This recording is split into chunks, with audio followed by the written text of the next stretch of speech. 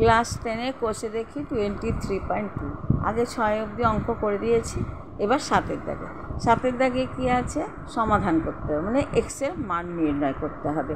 এবারে দেখো প্রত্যেকটার মান বলে দিয়েছে, 7 নম্বর কোশ্চেন তুলে দিয়েছি। এবার আমি মানে মান বসিয়েছি sin 60 degree, cos 30 degree square, tan 45 degree, sec 60 degree, cosec 60 degree. মান বসিয়ে আমি কী করেছি সাধারণভাবে সমাধান করেছি।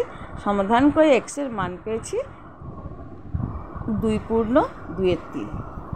8 দাগের অঙ্ক, 8 দাগের অঙ্ক কী আছে না, দুটো আননোন সংখ্যা আছে। কি আছে না এক্স আর ওয়াই। এক্স আর ওয়াইয়ের সমাধান আমরা অপনয়ন তুলনামূলক পরিবর্তন পদ্ধতি ক্লাস 9-এ আমরা করেছি। এখানে সেই একইভাবে করতে হবে, কিন্তু এখানে ত্রিকোণমিতিতে ট্যানের 30 ডিগ্রির মান, কটের 60 ডিগ্রির মান। এইবারে কী করলাম, আমি মান বসিয়ে আমি তার সঙ্গে এক্স গুণ অবস্থা আছে, ওয়াই কট 60 ডিগ্রির সঙ্গে গুণ অবস্থা আছে। তো আমি মান বসিয়ে আমি কত পেলাম না x/√3।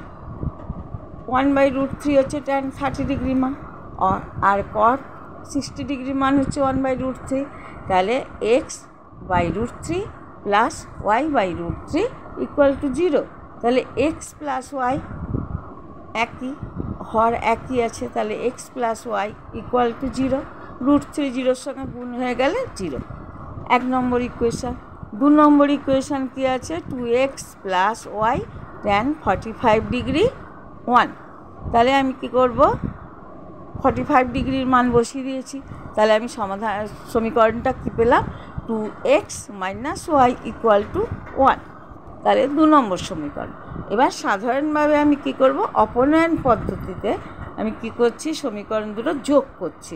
কেন যোগ করলাম না, এখানে ওয়াই প্লাস চিহ্ন দিয়ে আছে আর একটা মাইনাস চিহ্ন দিয়ে আছে।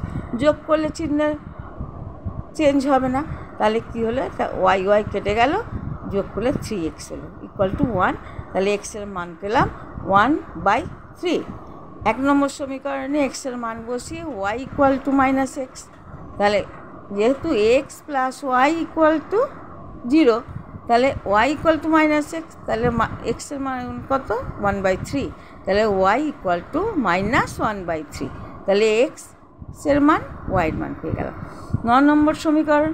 9 নম্বর সমীকরণে বলে দিয়েছে এ কোণ = বি কোণ =45 ডিগ্রি। তাহলে একটা অঙ্ক করে দিয়েছে 1 দাগে, sin a plus B = sin a cos b plus cos a sin b। বাম পক্ষ এ বি এর মান বসিয়ে দিয়েছি। তাহলে আমি কত পেলাম, sin 90 ডিগ্রি। sin 90 ডিগ্রির মান কত না 1। ডান পক্ষ কী পাচ্ছি দেখো, sin a cos b plus cos a sin b। এর মানও 45 ডিগ্রি, বি এর মানও 45 ডিগ্রি। মান বসিয়ে দিয়েছি। এবারে 45 ডিগ্রি বসিয়েছি। sin 45 ডিগ্রির মান হচ্ছে 1/√2 × 1/√2 প্লাস 1/√2 × 1/√2। তাহলে √2 গুণ করলে কত হয়, 2 হয়। তাহলে 1/2 প্লাস 1/2 সমান 1। কী করে হলো না, 1 প্লাস 1/2 সমান 2/2, তাহলে 1। তাহলে বাম পক্ষ ইকুয়াল ডান পক্ষ।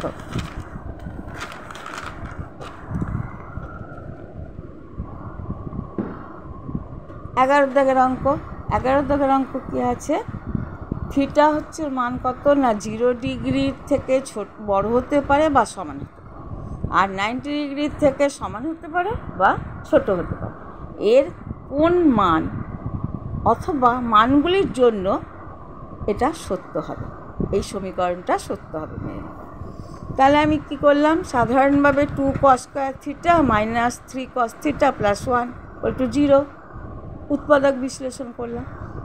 উৎপাদক এটা মিডিল টার্মে করলাম কি, দুটো উৎপাদক পেলাম। একটা পেলাম cos থিটা মাইনাস 1, আর একটা পেলাম 2 cos থিটা মাইনাস 1 = 0। তাহলে cos থিটা মাইনাস 1 = 0। তাহলে cos থিটা = 1। 1 cos থিটার মান কি cos 0 ডিগ্রি। তাহলে থিটা = 0 ডিগ্রি। অথবা 2 cos থিটা মাইনাস 1 = 0। তাহলে 2 cos থিটা ইকুয়াল টু 1, তাহলে cos theta equal to half, তাহলে হাফ হচ্ছে cos 60 ডিগ্রির মান, তাহলে theta equal to 60 degree, 0 60 degree.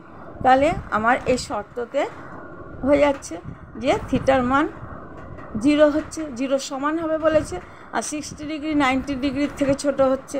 তাহলে আমার কি হলো, এখানে আমি দুটো মান পেলাম, তাহলে মানগুলির জন্য সত্য হলো। এখানে কি হচ্ছে, এটা হচ্ছে দ্বিঘাত সমীকরণ, সেই জন্য দুটো কোণের মান পাবো।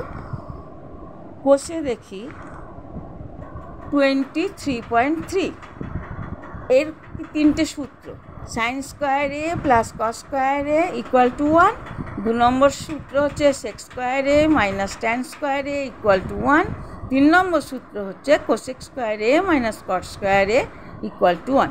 এই তিনটে সূত্র নিয়ে আমরা পরের চ্যাপ্টারটা করব 23.3 পরের ক্লাসে। এখানে শেষ করছি।